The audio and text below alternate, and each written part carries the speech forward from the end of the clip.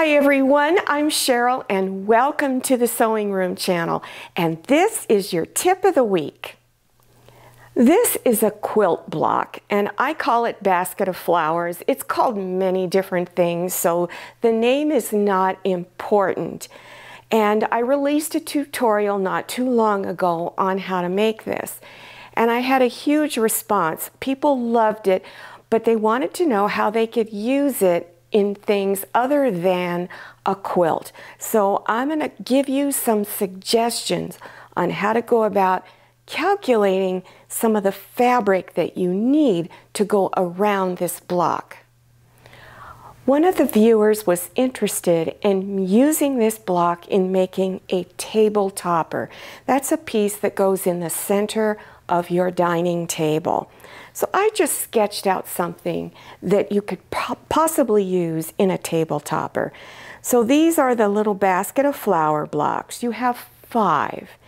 And then you have 4 just solid pieces of fabric that you can use in between these. Now the basket of flowers is a 12.5-inch block when you're done stitching all the squares together.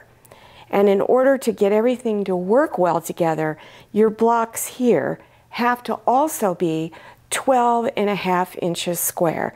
So then you would stitch each row together, going like this. Then you would take those rows and stitch them together. And then finish off your table topper any way that you normally like to. I usually use cotton batting on them and put binding around the edges, but you don't have to do that. There are many other ways to finish this off. So if you're interested in doing a table topper or something like this, I have many table toppers that I've done so you can learn how to finish it off. So down below the YouTube screen in the description section will be a playlist link for all the different table toppers that I have.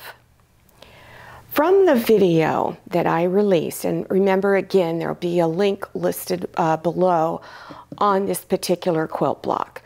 Now if you turned it on its side, so it looks like just a regular square, it's not going to work very well in the project I want to do, because I want to put one of these, I have 2 of these, and I want to put one at each end of a table runner, but it doesn't really look right. But if I turn it like this and put it at the end of a table runner, it's going to look much better.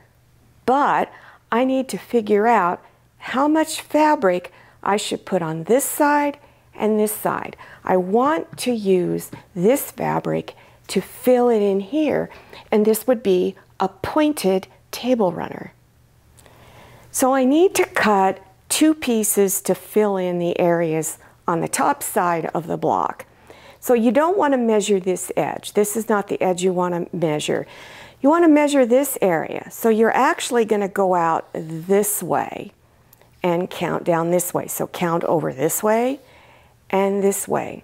So it comes out to about 9 inches. But I need a little bit of extra fabric for the seam. So I'm going to cut a square, 1 square for each of the blocks, that's 9.5 inches square. So here's my 9.5 inch square.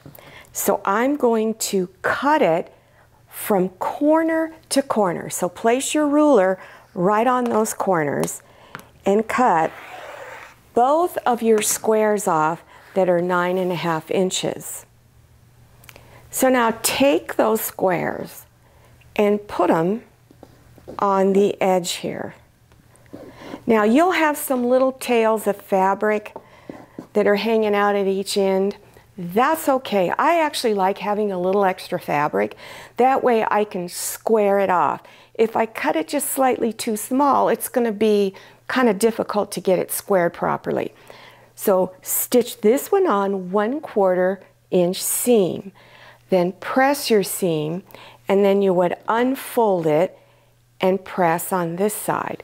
Then you would take this block and leave this one down, take this block, put it on there, have some fabric hanging out at each end, stitch a 1/4 inch seam, press it, unfold, and press. So this is what it looks like so far. Now I do have extra fabric hanging out at each end, but that's not a problem because all of that will be taken care of later. Now I have just enough of a seam allowance in here to add the next piece on. Now I want to make this a 60-inch table runner. So what you're going to do is you're going to measure this distance from corner to corner, multiply that times 2, then subtract that difference, take that number from 60 inches. And that's how big you'll know to cut your center piece of fabric. If you want your table runner longer or shorter, then adjust those numbers.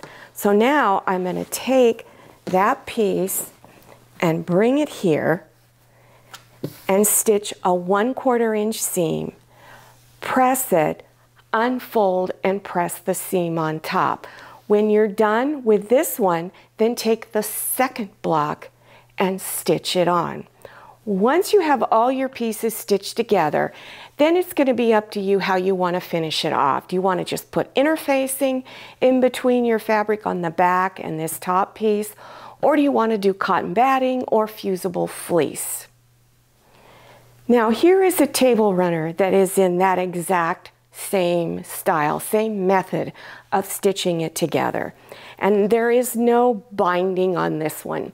So I'm going to put a link listed below your YouTube screen in the description section for this particular table runner. So if you decide you want to take that basket of flowers quilt block, you can go to this tutorial and finish it off, because this was just a quick little summary on how to do it. Well, I hope you enjoyed this tip of the week and that you learned something new.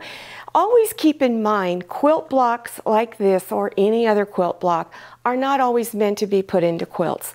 You can put them into pillows, placemats, table runners, tote bags, everything you can think you can put quilt blocks in. So don't feel you have to make a gigantic quilt. So whenever I release a tutorial on quilt blocks, you might want to watch it because you might be interested in putting it into something special. Now, if you're interested in other beginners sewing projects, I will have links to all that too. So to get to that description section, scroll down below your YouTube screen, click on the word Show More or the down arrow, and it will expand open and you will see all kinds of links. Also, don't forget to follow me on Instagram and check out my Facebook page. Thank you so much for watching. I'll see you next time, and happy sewing. If you like the Sewing Room channel, one of the best ways to show your support is to subscribe by clicking on that red subscribe button and give this video a thumbs up. And don't forget to click on share to share this video with your friends. And make sure you click on the bell so you receive notifications for all my new videos. I'm Cheryl, this is Manny, and this is Scotty. See you next time.